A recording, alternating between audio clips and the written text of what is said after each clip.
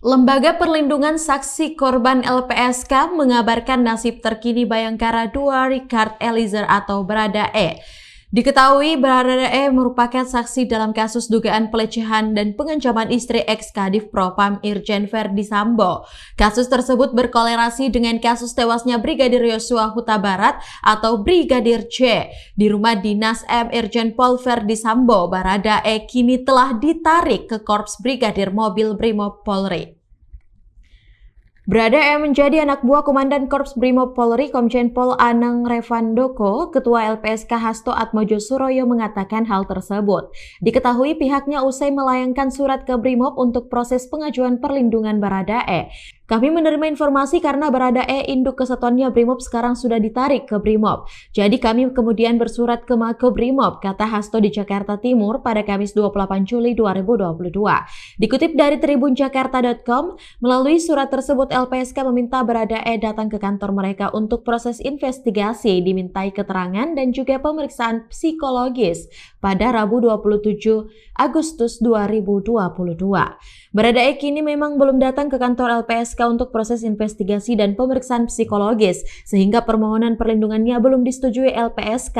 Pada Rabu kemarin, Baradae yang merupakan penembak jitu Resimen 1 Korps Palopor Brimob itu tak datang ke kantor LPSK, sebab dia harus dimintai keterangan oleh Komnas HAM. Akhirnya perwakilan dari Brimob ada yang datang ke LPSK kemarin. Itu menyampaikan bahwa betul sudah ditarik ke Brimob, ujar Hasto. Kepada Komnas HAM, Baradae mengakui terlibat baku tembak dengan Brigadir J pada Rabu 27 Juli 2022. Baku tembak tersebut terjadi lantaran Brigadir J diduga melecehkan istri Irjen Verdi Sambo, Putri Chandrawati.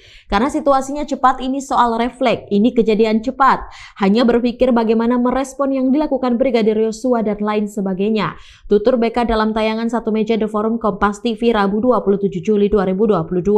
Namun BK menegaskan bahwa keterangan itu baru pengakuan Baradae dilansir oleh Kompas.com soal kesimpulan perkaranya.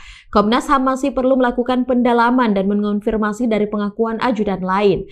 Dan juga keterangan Kadif Propam nonaktif Polri Irjen Verdi Sambo dan istrinya Putri Chandrawati akan terbuka dan akses akan dibuka seluas-luasnya. Jadi begitu kami siap bahan untuk mengonfirmasi Verdi Sambo, kami akan tentukan jadwal.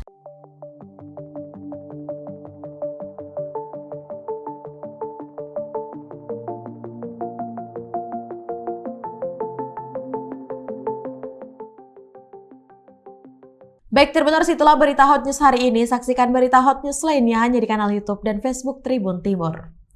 Terima kasih sudah nonton. Jangan lupa like, subscribe, dan share ya.